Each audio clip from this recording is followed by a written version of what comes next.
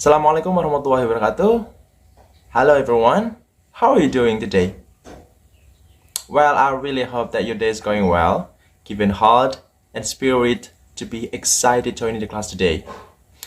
Well, this time we're going to learn about verb phrase. Before we go to the material, I want to ask you, does any one of you know what is called a verb phrase? Yes, perfect. A verb phrase is a verb that is focused on the verb used. I mean, in this case, when we write a phrase, we have to pay attention to the verb that we use, the verb that we put on it. Talking about it, there are many types of verb that we can use, but in this video, I wanna focus on the three main kinds of verb. The first, there is transitive verb. Second one, there is intransitive verb, and the third one, there is transitive verbs. So the first one is transitive verb. I want to ask you again, guys, do you know what transitive verb means? Yeah, perfect. Transitive verb is the verb that is used in a phrase or sentence that takes an object. I mean, in other words, well, the transitive verb is it's a verb that cannot stand without any objects, like read, reading, eat, eating, buy, buying, or anything verbs that can stand without any objects without. So do you guys know what makes transitive verb unable to be written with no object? In a simple way, like this, read or reading means that there must be something that someone reads or reading. For example, I am reading. So, and I am reading a novel. In the first sentence, I am reading. I am just reading. But reading what? What do I read? It's not mentioned, obviously. So, reading must be followed by an object. The thing that is being read. Right? So it becomes I am reading a novel. A novel, it stands as the object. There's the something or object that's something that are being read by me. So novel stands as an object. Then in intransitive verb phrase, there must be subject, its verb, and object. That's in transitive verb. There must be subject, the verb, and object. And next, to the second one, there is intransitive verb. So it is in contrast with the previous verb. So this verb does not need any object. How come a verb stands without an object? Look at the following form of intransitive verbs. There are walk, bark, sleep, cry, smile. These verbs don't need any object. Why can I say that these verbs do not need an object? As I said, this intransitive verb is the opposite of transitive verb. So it means that when we use one of the intransitive verb, we don't need to put any object. Because what? Because when we add an object after the verb, the meaning will be weird, so strange, and the meaning will be something that there's no meaning in it. I mean, because this verb really doesn't need an object at all. For example, I sleep. The verb sleep is intransitive. It needs no object. Like I smile, you smile. Smile doesn't need any object to have a correct meaning. Instead, add it an object, then the meaning will be misunderstandable.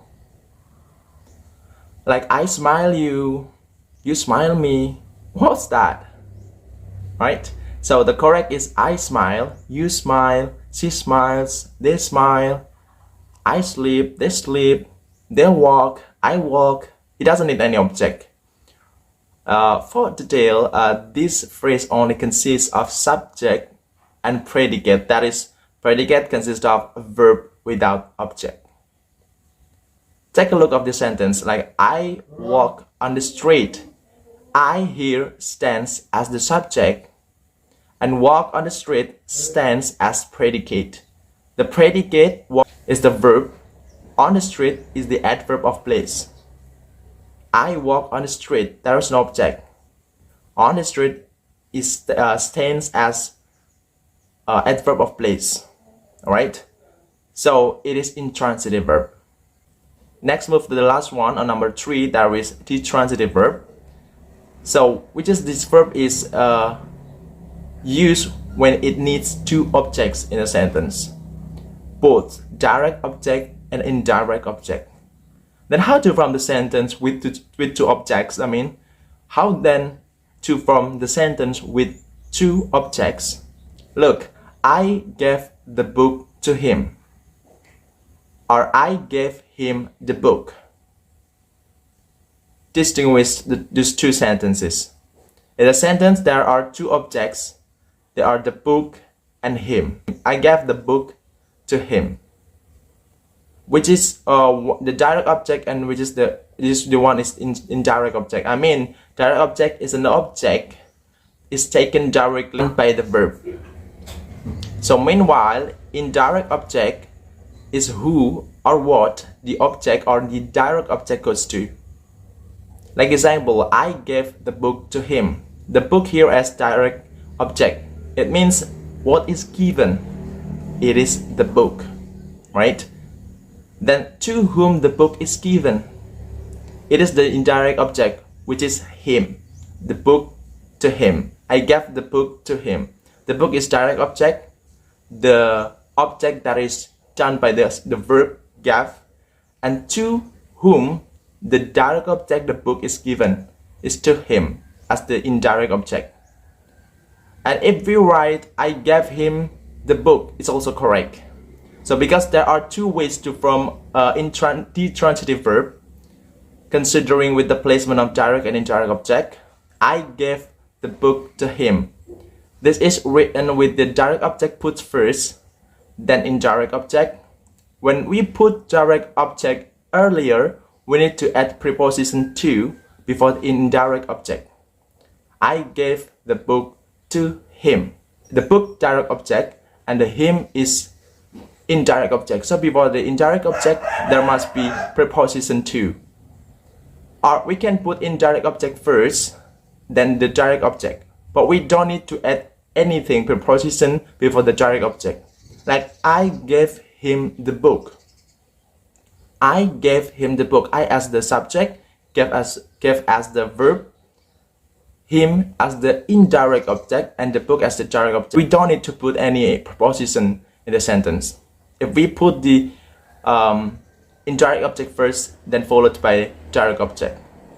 I gave him indirect object, the book, the direct object.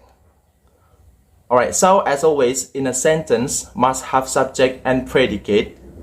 And in this transitive verb, the subject is I, the predicate is after subject I until the period, which is give him the book, with verb, indirect object, and direct object.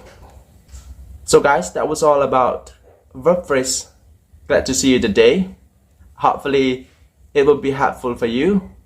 I'm so glad to see you. Thank you very much for your kind attention, your excitement. See you. Wassalamualaikum warahmatullahi wabarakatuh.